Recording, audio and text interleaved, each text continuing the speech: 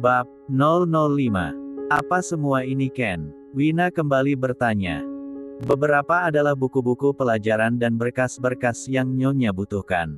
Sebagian lagi adalah pakaian milik Nyonya, sepatu dan beberapa heels, Ken menjelaskan dengan sopan. Aku sudah memiliki pakaian Ken, untuk apa Tuan memberikan ini padaku? Wina bertanya sembari memalingkan pandangan matanya menatap ke arah kotak-kotak yang berada di depannya. Anu Nyonya, Tuan bilang Nyonya hanya boleh memakai pakaian yang Tuan siapkan. Wajah Ken tertunduk, ia mengerti bagaimana perasaan Wina.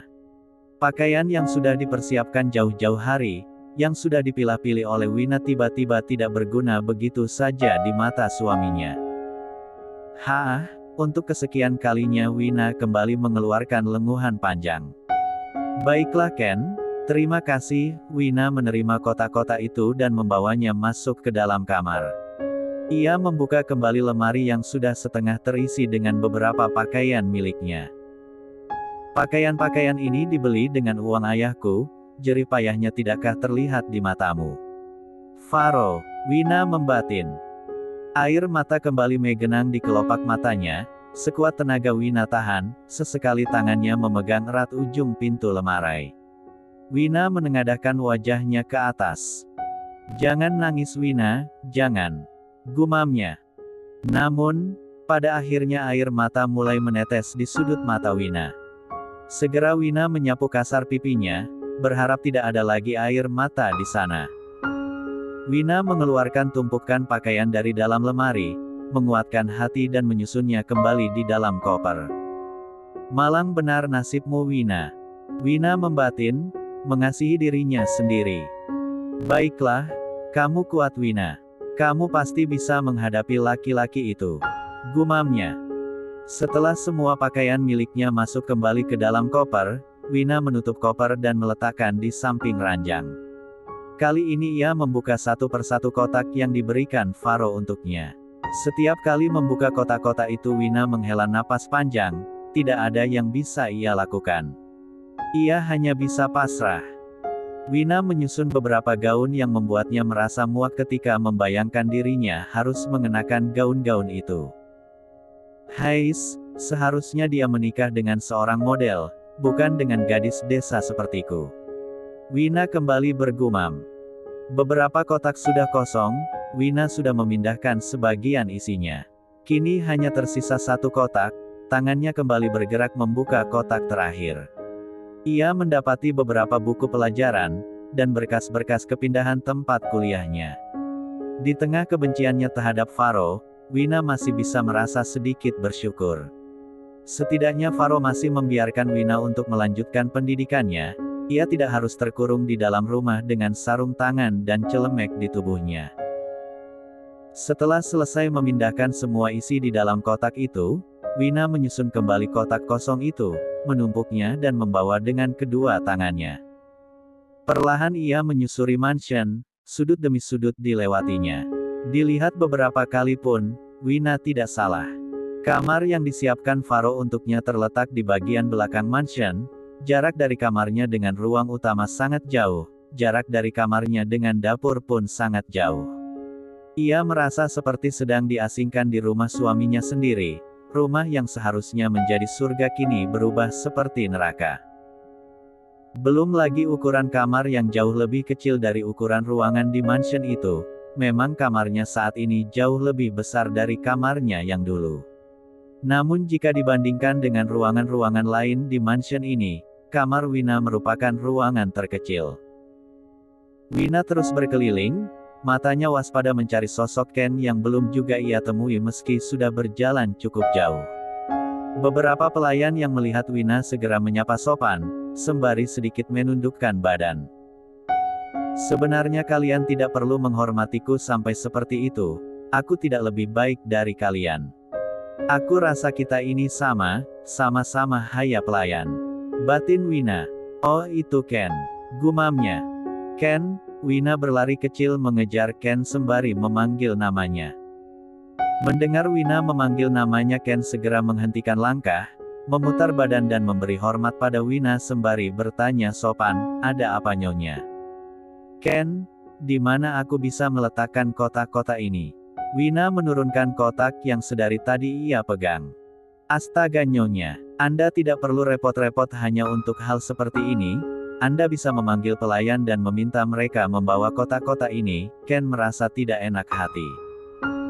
Tidak masalah Ken, lagi pula aku yang ingin melakukannya. Wina tersenyum. Nyonya, kau benar-benar wanita yang baik. Meski Tuan memperlakukanmu dengan sangat kejam, kau tetap tersenyum di depan asisten sepertiku. Aku tahu kau tidak ingin membuatku merasa tidak enak hati. Tapi semakin Anda tersenyum, aku merasa semakin tidak enak hati Nyonya. Batin Ken. Hei, mengapa kau melamun Ken? Oh, maafkan saya Nyonya. Kotak-kotak ini biarkan saya yang mengurusnya. Apakah Nyonya lapar? Apa yang ingin Nyonya makan? Biar saya minta koki menyiapkan makanan sesuai selera Nyonya. Ken tersenyum sopan, tangannya melambai meminta beberapa pelayan untuk membawa kotak-kotak itu. Tidak perlu Ken, aku masih kenyang. Wina kembali tersenyum. Ia memutar badan dan meninggalkan Ken. Aku tidak boleh meminta terlalu banyak pada Faro, bahkan jika itu urusan perutku. Aku harus memikirkan cara agar bisa bekerja dan menghasilkan uang sendiri. Batin Wina. Tergesa ia kembali memutar tubuhnya. Untunglah Wina masih mendapati Ken berdiri di tempat yang sama. Ken, bisa kita bicara sebentar? Ada beberapa hal yang ingin aku tanyakan padamu. Wina berjalan mendekati Ken. Tentu Nyonya, silakan bertanya apapun yang Nyonya ingin tahu. Mari ikuti saya, kita bicara di taman belakang. Ken meminta Wina mengikutinya. Cukup lama Wina berjalan, beberapa ruangan sudah dilewatinya. Dari ruang kerja, ruang baca, sampai ruang musik yang sedikit membangkitkan rasa penasarannya. Ken, siapa yang menggunakan ruang musik itu? Rasa penasaran membuatnya bertanya langsung pada Ken, tanpa basa-basi. Ken menghentikan langkahnya, memperhatikan ruangan dengan beberapa bingkai lukisan tergantung rapi. Ada kursi lengkap dengan piano di depannya. Di sudut lain ada sofa dengan sudut pandang mengarah langsung ke arah piano. Di mana ketika piano dimainkan, maka orang yang duduk di sofa bisa melihat dengan jelas penampilan pemain piano itu. Ruangan itu lebih terlihat seperti ruang konser mini. Ini, Ken menggaruk kepalanya yang tidak gatal. Wina menatap penuh selidik, tingkah Ken saat ini sama seperti tingkah Reina ketika tidak bisa mengatakan sebuah kebenaran. Tak ingin membebani Ken, Wina menyudahi pertanyaannya. Tidak perlu dijawab Ken, kau tidak perlu memaksa untuk memberi jawaban jika kau tidak ingin menjawabnya. Wina menggerakkan tangannya, memberi isyarat agar Ken kembali melanjutkan langkahnya.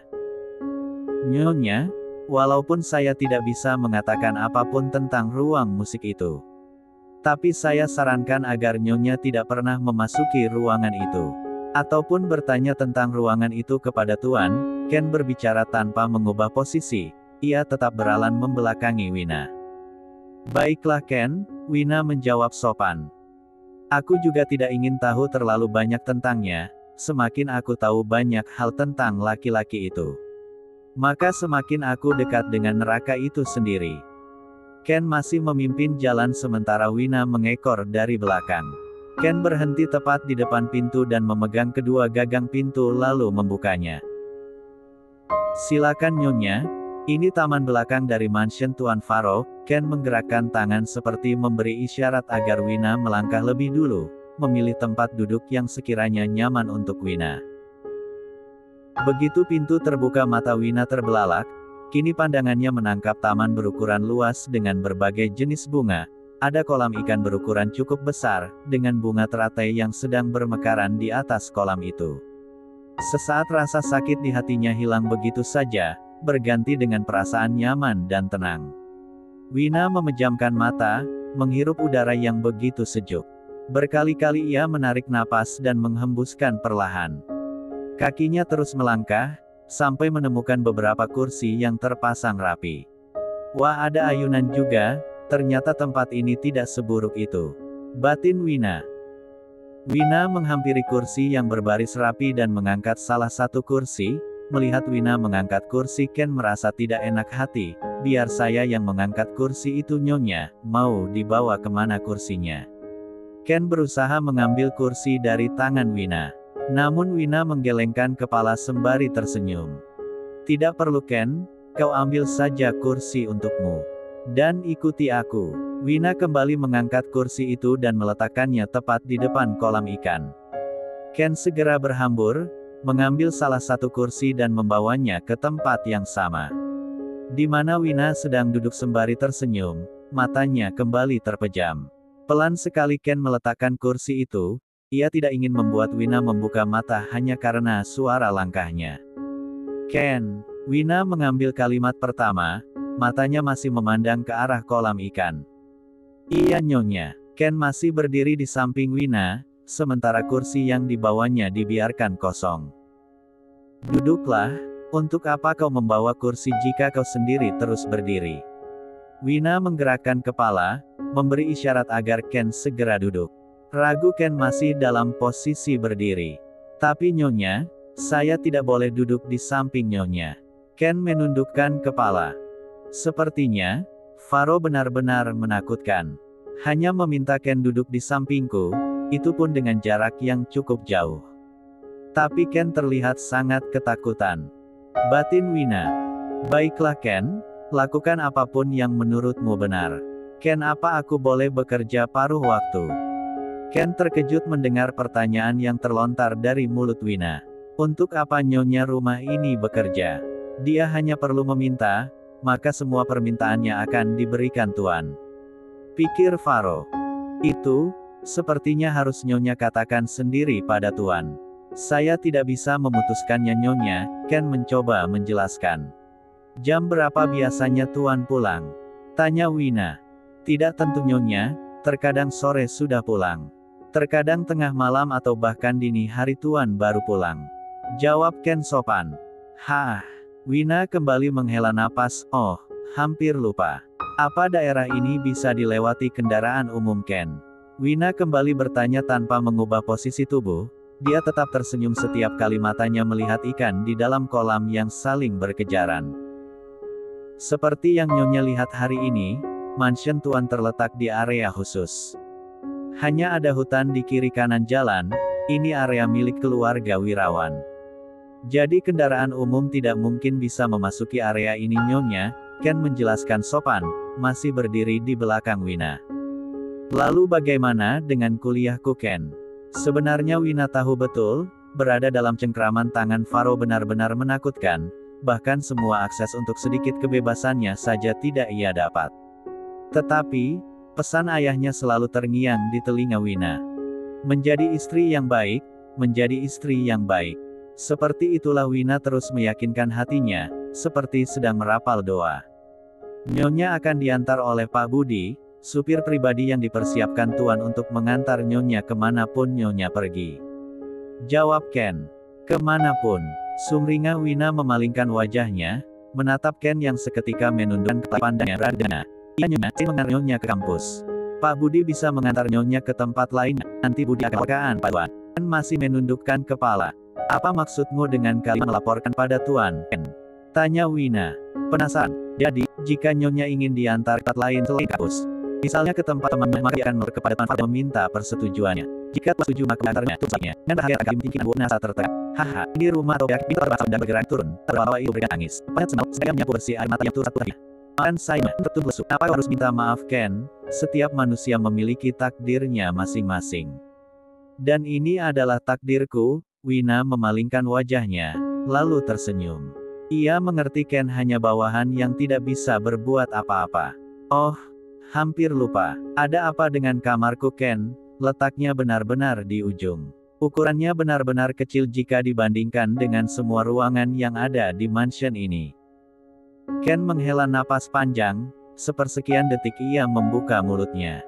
Kalimat sepahit apapun jika itu sebuah kenyataan, tetap harus dikatakan. Sebenarnya kamar Nyonya semula adalah gudang alat-alat musik yang sudah tidak digunakan Tuan, tapi belum sempat Ken menyelesaikan kalimat Wina sudah memotongnya. Tapi diubah menjadi kamar untuk aku tempati, begitu. Wina kembali tertawa, Tangan kirinya menutupi bagian mulut sementara tangan kanannya menepuk bagian samping kursi. Itu, Ken tidak mampu mengeluarkan sepatah kata pun. Ken yakin betul jika wanita lain yang diperlakukan sekejam ini mungkin sudah melarikan diri atau bahkan melawan, tapi Wina seperti memiliki kekuatan besar. Baiklah Ken, aku mengerti. Tawa di bibir Wina dalam sekejap menghilang. Ketegaran nampak jelas di wajah Wina. Oh iya Nyonya, selain supir pribadi yang siap mengantar Nyonya kapanpun, Nyonya juga memiliki pelayan pribadi, namanya Bibi Ane. Nanti akan saya perkenalkan. Ken tersenyum sopan. Apapun itu Ken, terserah tuanmu saja. Aku hanya tamu di sini. Dan aku harus mengikuti perintah tuan rumah, begitu lebih baik agar aku tidak meminta terlalu banyak. Wina memejamkan mata, mengingat kembali masa-masa lajang yang penuh dengan canda tawa. Masa yang telah berakhir, berganti dengan dunia yang entah akan seperti surga atau sebaliknya. Nyonya jangan beranggapan jika tuan itu kejam, tuan adalah laki-laki yang baik dan bertanggung jawab. Ken masih menundukkan kepalanya. Hahaha, iya aku tahu itu, tuan adalah laki-laki terbaik yang pernah aku temui. Kau puas Ken? Wina kembali terbahak. Aku berkata jujur Nyonya, sebenarnya tuan itu orang yang baik. Batin Ken. Pergilah Ken, aku ingin menikmati udara segar di sini. Wina mengibaskan tangan tanpa mengubah posisi tubuhnya. Ken hanya mengangguk sopan dan berlalu pergi meninggalkan Wina. Wina menyandarkan tubuhnya di punggung kursi, meluruskan kaki. Menutup mata rapat-rapat agar tak terlintas bayang-bayang kebahagiaan yang telah berlalu, ia menarik napas panjang dan menarik sudut bibirnya. Waktu menunjukkan pukul 4 sore, sebuah mobil mewah membunyikan klakson berkali-kali. Tak berapa lama dua orang laki-laki berlarian membuka gerbang, lalu menundukkan badan seraya memberi hormat sang empunya mobil. Para pelayan berbaris rapi tak terkecuali Ken yang tergopoh berlari untuk membuka pintu mobil. Selamat datang Tuan Faro. Menyambut kepulangan Alvaro Wirawan adalah salah satu aturan yang diberlakukan di mansion ini. Faro hanya menganggukkan kepala, tidak ada ekspresi apapun. Wajah dinginnya benar-benar terlihat menakutkan. Faro memperhatikan semua pelayan yang sedang berdiri dan berbaris rapi. Dia tidak ada. Di mana gadis kampung itu? Batin Faro. Perasaan marah tiba-tiba menyeruak ke dalam dada Faro ketika mendapati Wina tidak ada di antara orang-orang yang sedang berdiri menyambut kedatangannya. Padahal jelas sekali tertera dalam poin peraturan jika Wina harus menyambut kedatangannya selagi Wina ada di rumah. Faro menyerahkan tas kerja, lalu membuka jas yang segera diterima sopan oleh salah satu pelayan. Ia memulai langkahnya memasuki mansion yang sangat besar. Membuka dasi yang sedari tadi melekat di lehernya, melemparkannya sembarang. Melepas 2-3 buah kancing kemeja berwarna abu-abu itu, membuka kancing lengan kemeja dan menggulungnya sampai siku tangan. Ia memacu langkahnya, mengayun kaki cepat-cepat seolah tidak sabar untuk sampai ke tempat tujuan. Sementara Ken masih mengekor dari belakang, meski dengan jarak yang cukup jauh. Faro masih mengayun langkahnya sampai ia tiba di bagian ujung mansion. Brak. Faro mendobrak pintu kamar Wina, memasukkan sebagian tubuhnya dan memperhatikan sekeliling. Tidak ada, Faro tidak mendapati apapun di sana kecuali kasur, lemari, nakas dan meja belajar. Tidak ada tanda-tanda kehidupan di kamar itu. Ken! Faro berteriak, suaranya menggema di dalam ruangan kecil itu. Ken yang berada tidak jauh dari Faro langsung berhambur mendekati tuannya. Iya tuan. Di mana Wina? Apa dia belum membaca peraturan mansion ini? Berani sekali dia mengabaikan peraturan yang aku buat. Faro menaikkan volume suaranya beberapa oktav lebih rendah dari teriakan sebelumnya. Itu, tadi Nyonya sedang menikmati udara segar di taman belakang. Mungkin Nyonya ketiduran tuan. Biar aku periksa. Belum sempat Ken mengayun langkahnya, Faro sudah melemparkan tatapan tajam. Aku saja. Faro kembali mengayun langkahnya, memacu cepat menuju taman belakang. Segera bawakan sebotol air untukku. Ken hanya mengangguk, dalam benaknya pikiran buruk berkecamuk. Ia hanya berdoa semoga Faro tidak melakukan hal buruk pada Wina. Faro terus mengayun kaki jenjangnya, tidak sabar ingin segera sampai di taman belakang. Sesampainya di depan pintu penghubung antara mansion dan taman belakang, Faro mendorong kasar pintu itu, melangkah dengan perasaan marah melewati centi demi centi tanah berumput. Matanya terus berkeliling, mengamati dengan seksama. Setelah cukup lama memutar kedua bola matanya, Faro mendapati Wina sedang duduk di dekat kolam ikan.